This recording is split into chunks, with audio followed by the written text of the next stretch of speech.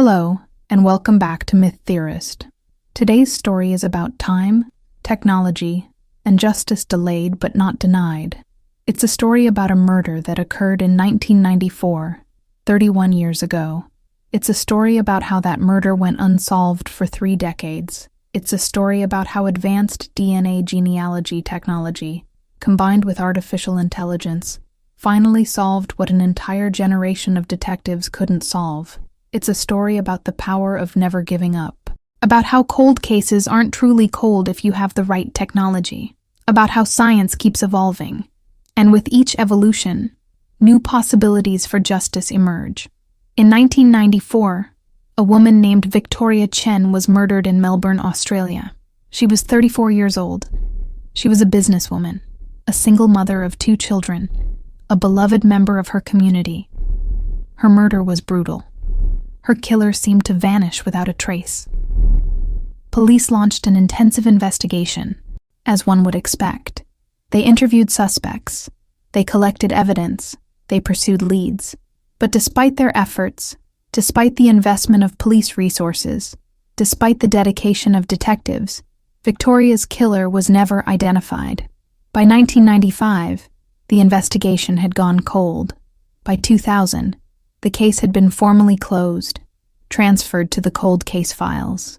Victoria Chen became one of Australia's most notable unsolved murders. For 31 years, Victoria's family lived without answers. Victoria's children grew up without knowing who had murdered their mother. Victoria's friends and colleagues wondered who had committed the crime. And Victoria's killer lived in the community, free from accountability. But then, in 2025, something extraordinary happened. Advanced DNA genealogy technology that barely existed even 5 years earlier, reached a level of sophistication that made the seemingly impossible possible. Detective Marcus Johnson, leading the cold case division in Melbourne, decided to re-examine Victoria's case using the latest technology available. What he discovered would finally bring justice to a case that had eluded resolution for 3 decades. This is the story of Victoria Chen. This is the story of how advanced technology finally caught her killer. This is the story of how justice, even when delayed for 31 years, is still justice. Melbourne in 1994 was a vibrant, cosmopolitan city. The economy was growing. Businesses were thriving. Technology was advancing rapidly. The early stages of the internet were beginning to impact Australian society. But alongside the growth and prosperity, violent crime was also present. Homicides were relatively common in a city of over 3 million people. Police resources, while substantial, were often stretched thin. Victoria Chen lived in the suburbs of Melbourne with her 2 children, James, age 8, and Sophie, age 6. Their father, David Chen, had left the family in 1992, and Victoria had raised the children alone since then. Victoria was a successful businesswoman. She worked in corporate finance for a large multinational company. She was intelligent, ambitious, and respected by her colleagues. She was also a devoted mother. She balanced her demanding career with her responsibilities to her children. She attended school events. She helped with homework. She created a loving home for James and Sophie despite the challenges of single parenthood.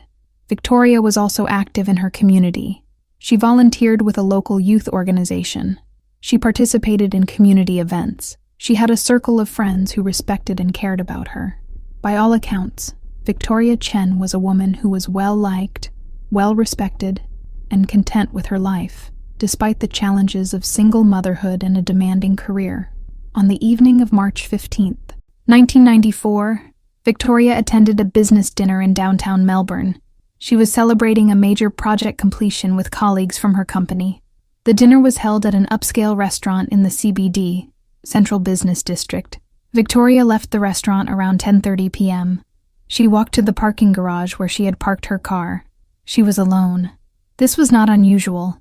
It was a well-populated parking area, and she felt relatively safe. She got into her car. She began driving toward her home in the suburbs. What happened next is somewhat unclear, as nobody witnessed the crime. But based on forensic evidence and the circumstances, Investigators believe that Victoria was followed from the restaurant. The perpetrator had targeted her. He had selected her as his victim. At some point during her drive, or possibly after she arrived home, Victoria was attacked. The attack was brutal. Victoria was murdered in her own home, in her bedroom, in the place where she should have felt most safe. The crime was discovered the next morning when Victoria didn't arrive at work. Concerned colleagues called her home. There was no answer. Eventually, a welfare check was requested. Police arrived at Victoria's home around 10 a.m. on March 16, 1994. They discovered a scene of shocking violence. Victoria Chen was dead. The cause of death was blunt force trauma and asphyxiation. Her children were discovered in their bedrooms, physically unharmed but traumatized by the discovery of their mother's body. The murder of Victoria Chen became the focus of intense police investigation in 1994. Homicide detectives were assigned. Forensic specialists were called. The crime scene was meticulously documented and analyzed. Police collected DNA evidence from the scene, biological material that was believed to come from the perpetrator. But in 1994, DNA technology was primitive. The DNA extracted from the crime scene was tested, but the resulting profile was incomplete and difficult to use for comparison purposes. Police also collected other evidence: fibers, fingerprints, and various trace evidence items. Police interviewed Victoria's colleagues from the business dinner. They established a timeline of Victoria's movements during the evening. They asked about any men who had seemed interested in Victoria, any suspicious interactions, any unusual behavior. No clear suspects emerged from these interviews. Police investigated Victoria's personal life. Had she been dating anyone? Did she have any enemies? Was there anyone who might have wanted to harm her? No red flags emerged. Police also considered the possibility of random violence. Was Victoria the victim of a random killer? Was she simply in the wrong place at the wrong time? Police investigated sex offenders and violent criminals in the Melbourne area. They questioned known offenders. They attempted to establish alibis or identify connections to Victoria. Nothing led anywhere. Weeks of investigation produced no suspects. Months of investigation yielded no breakthroughs. By late 1994, despite the intensity of the police effort, Victoria's case had begun to stall. The police had DNA evidence, but no suspects to compare it against. They had forensic evidence, but no clear direction for investigation. They had a crime scene, but no obvious leads. By the end of 1994, Victoria's murder had become one of Melbourne's most high-profile unsolved homicides. The murder of Victoria Chen devastated her family. James and Sophie, who had been 8 and 6 years old at the time of their mother's death, were traumatized. They had lost their mother. They had discovered her body. The psychological impact was profound. Victoria's parents, who had immigrated to Australia from China decades earlier, were devastated. Their daughter had been murdered. They had lost not only their child, but also their 2 grandchildren's primary parent. Victoria's former husband, David Chen, was also affected. Despite not being actively involved in his children's lives, he was still connected to Victoria as the mother of his children. Her death shocked him.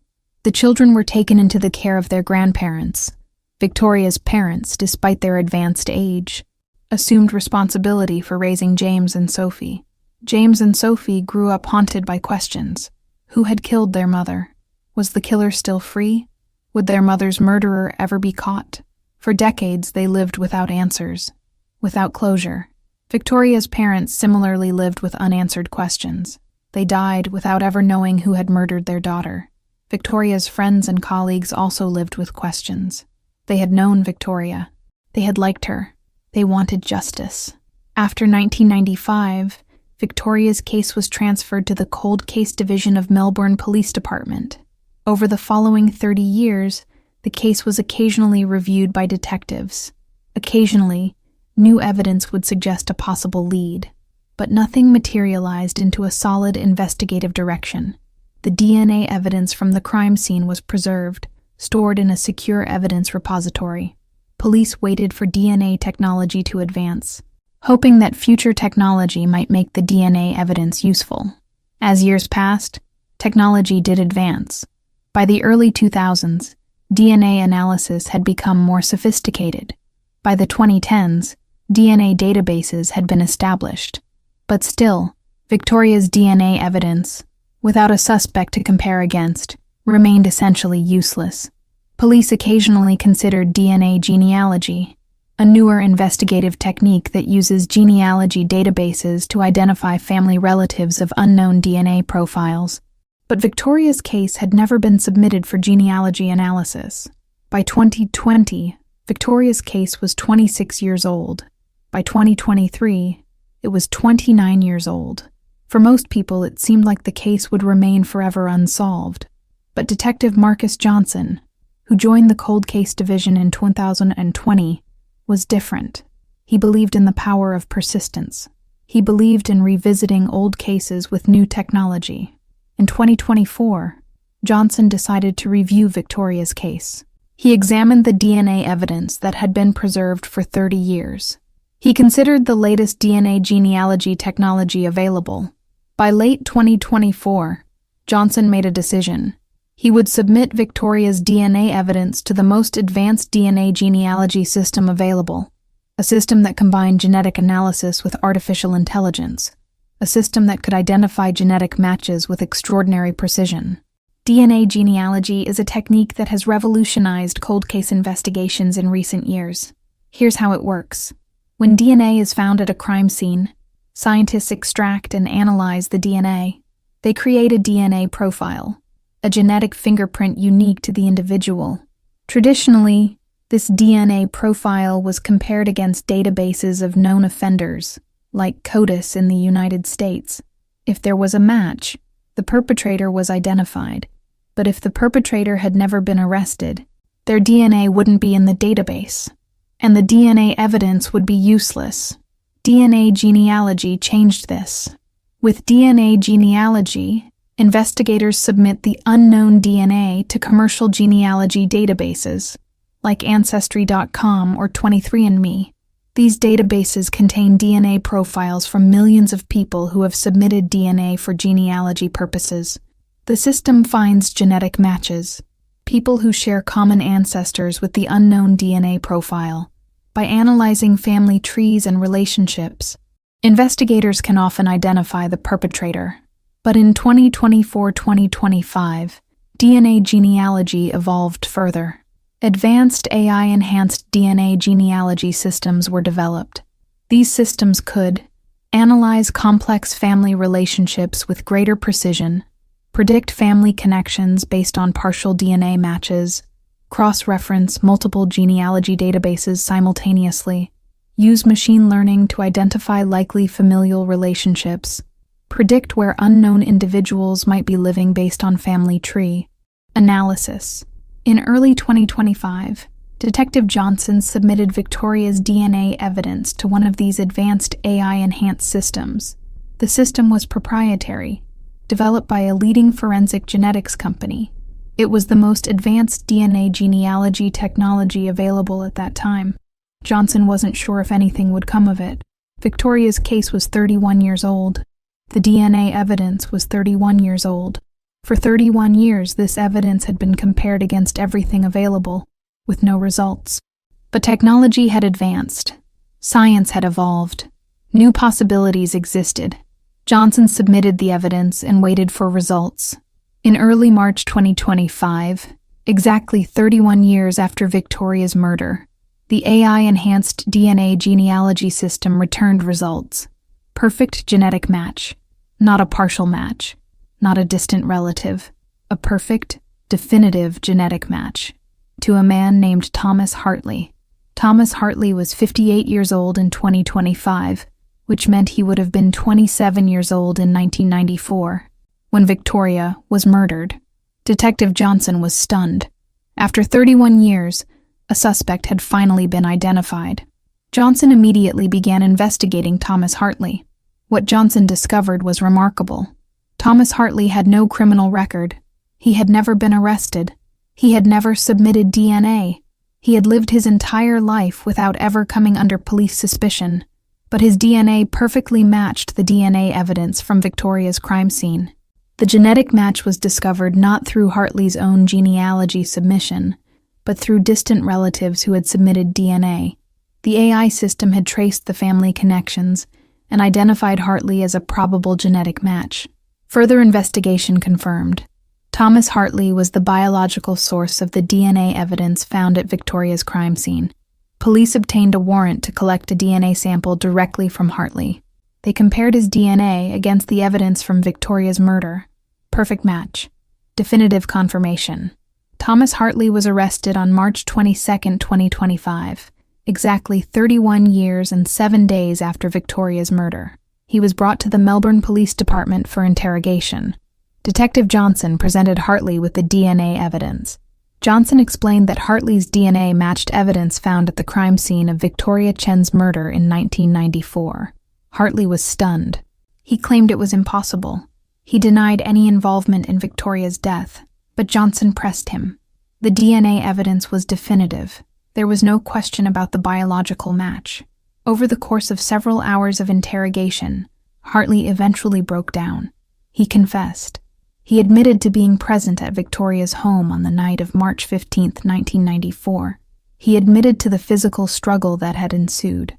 He admitted to Victoria's death. Hartley's version of events, as he told it to police, was that he had encountered Victoria at the restaurant where she was having her business dinner.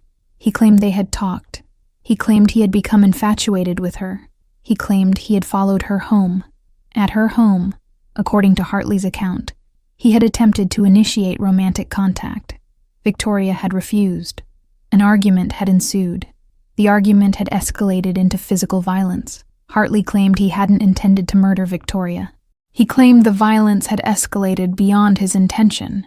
He claimed Victoria's death was accidental, a result of circumstances spiraling out of control. But the forensic evidence suggested otherwise.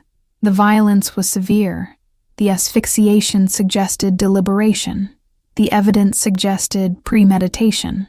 Thomas Hartley was tried for the murder of Victoria Chen in late 2025. The trial was significant for several reasons. First, it was one of the oldest unsolved cases ever solved using DNA genealogy. 31 years represented an extraordinary timeline between crime and identification. Second, the case demonstrated the power of advanced AI technology in cold case investigations. Third, the case attracted significant media attention, both in Australia and internationally. The prosecution's case was straightforward. Hartley's DNA matched evidence from the crime scene. Hartley had confessed. The physical evidence supported the prosecution's theory of the crime. Hartley's defense attorney argued that Hartley had been wrongly accused based on DNA genealogy, a technique they argued was unreliable and shouldn't be admissible in court. But the court found the DNA genealogy evidence admissible. The court also noted that once Hartley's DNA had been identified through genealogy, direct DNA comparison between Hartley and the crime scene evidence provided definitive proof of his presence at the scene. The jury deliberated for less than a day. They returned a guilty verdict. Thomas Hartley was convicted of the first-degree murder of Victoria Chen. At sentencing, Victoria's now adult children, James and Sophie Chen, addressed the court. "For 31 years, we have lived without knowing who murdered our mother," James said, his voice steady but emotional. "For 31 years, we have carried grief and questions. For 31 years, the man who murdered our mother was free, living in the community, potentially enjoying a life that our mother never got to live. Today, finally, we have justice. We know who murdered our mother. That man will spend the rest of his life in prison. While nothing can bring our mother back, nothing can restore the 31 years we lost without her. At least we finally have answers. At least we finally have closure." Sophie added, "I was 6 years old when my mother was murdered. I barely remember her.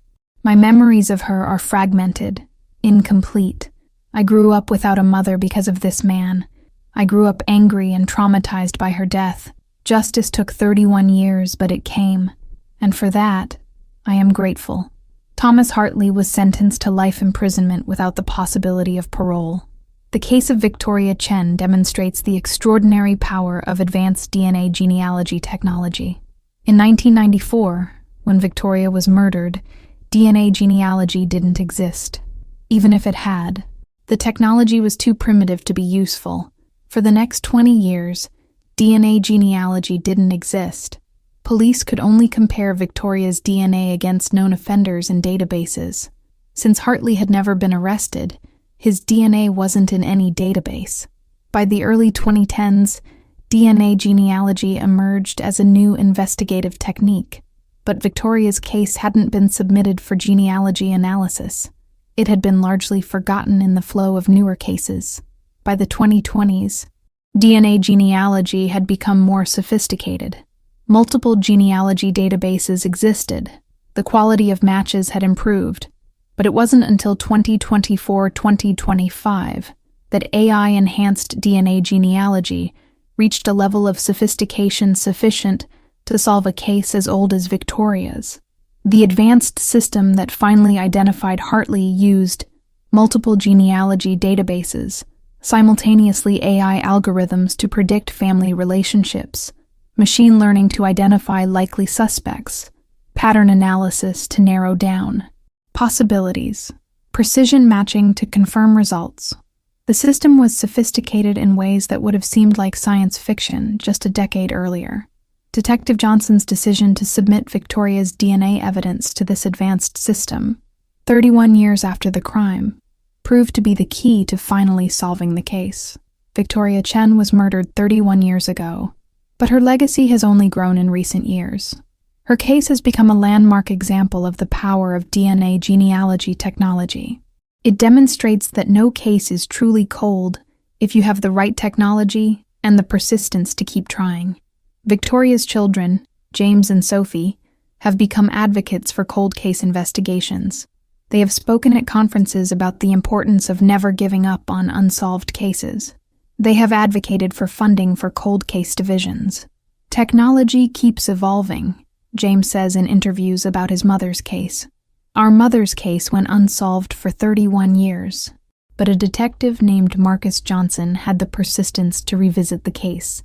He had the foresight to submit the DNA evidence to the most advanced technology available, and that persistence, combined with advancing technology, finally brought justice. I want other families with unsolved cases to know, don't give up hope. Technology is advancing. New possibilities are emerging. Your case might be solved. Justice might come. It might take 31 years, like it did for our family. But it's possible. The conviction of Thomas Hartley has had broader implications for law enforcement. Police departments across Australia and internationally have begun revisiting their oldest unsolved cases, submitting them to advanced DNA genealogy systems. New convictions are being made. Families are getting answers they didn't think were possible. Victoria Chen's murder, finally solved after 31 years, has become a symbol of hope for families with unsolved cases. The case of Victoria Chen raises important questions about cold case investigations and the role of technology. Question 1. Why wasn't Victoria's DNA evidence submitted for genealogy analysis sooner? The answer is that DNA genealogy is a relatively new technique. When it first emerged in the 2010s, many police departments weren't aware of its potential.